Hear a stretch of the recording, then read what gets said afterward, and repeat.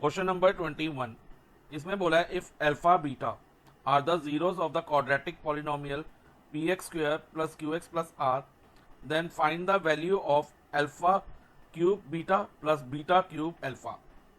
हमें पॉलिनोमियल दी है p x square plus q x plus r और हमें वैल्यू फाइंड करनी है alpha cube beta plus beta cube into alpha की। तो जब भी बच्चा इस तरह का क्वेश्चन आए ना कि alpha and beta are zeros of the polynomial, तो हम क्या करते हैं सम ऑफ जीरोस पहले फाइंड करते हैं और प्रोडक्ट ऑफ जीरो।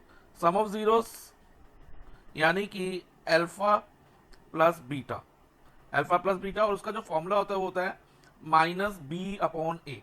बी जो होता है बच्चा एक्स का कोफिशिएंट पॉलिनोमियल में और ए एक्स स्क्वायर का कोफिशिएंट। ठीक है, अब इधर एक्स का कोफिशिएंट क्या है, क्यू है, तो सम ऑफ जीरो यानी कि अल्फा प्लस बीटा हमारा माइनस क्यू, क्यू की बी की जगह क्यू आ जाएगा एक्स का कोफिशिएंट और माइनस फॉर्म लेगा माइनस, और अपॉन ए की जगह एक्स स्क्वायर का कोफिशिएंट और एक्स स्क्वायर के आगे इधर क्या है पी, तो माइनस क्यू अपॉन पी। और प्रोडक्ट ऑफ जीरो यानी कि अल्फा बीटा, उसका फॉर्मूला होता है हमारा सी अपॉन ए। सी जो होती है बच्चा कांस्टेंट टर्म पॉलिनोमियल की, जो कि इधर क्या है आर है, तो आर अपॉन ए मैंने अभी बताया एक्स स्क्वायर का कोफिशिएंट जो कि पी है।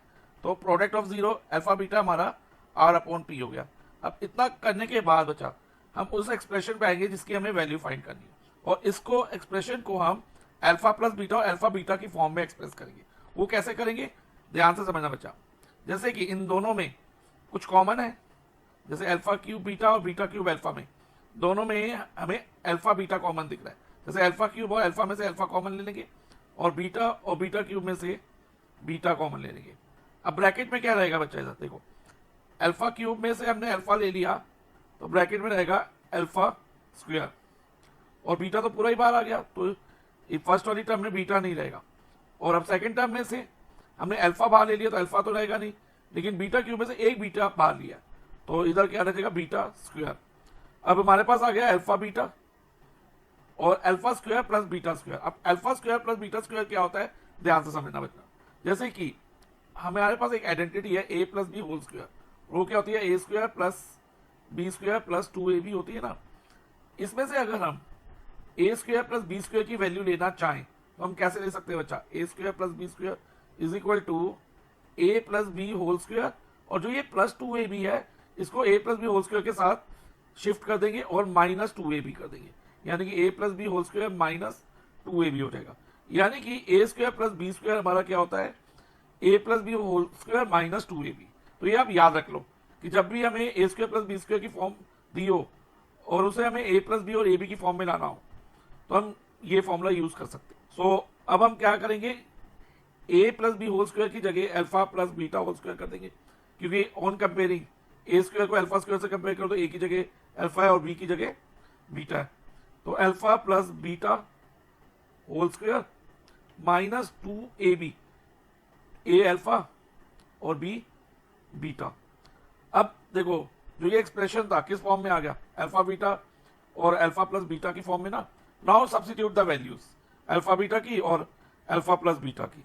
देखो बच्चा अल्फा बीटा हमारा क्या आया आर अपॉन पी, तो अल्फा बीटा की जगह इधर आर अपॉन बी पी आ गया।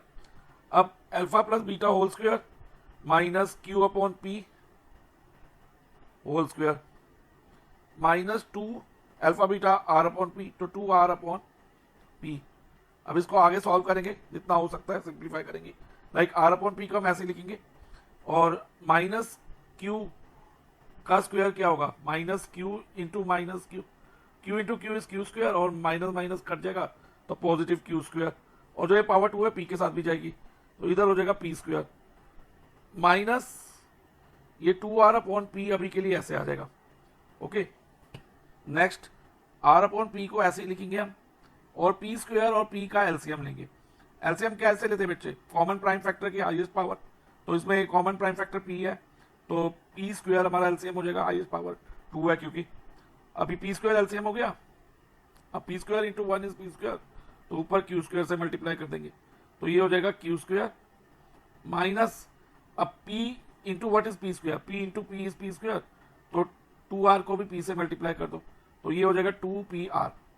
ओके, अब क्या करो न्यूमिनेटर को न्यूमिनेटर से मल्टीप्लाई करके लिख दो, like r into Q square minus 2pr upon में p इंटू पी स्क्वायर क्या होगा p क्यूब, तो यही हमारा आंसर आएगा, क्योंकि आगे सिंप्लीफाई नहीं हो सकता। हम चाहे तो इनको आर को अंदर वाली दोनों नंबर से मल्टीप्लाई करा सकते हैं, लेकिन हम अगर इतना भी कर देंगे तो हमें फुल मार्क्स मिलेंगे बच्चा, ठीक है।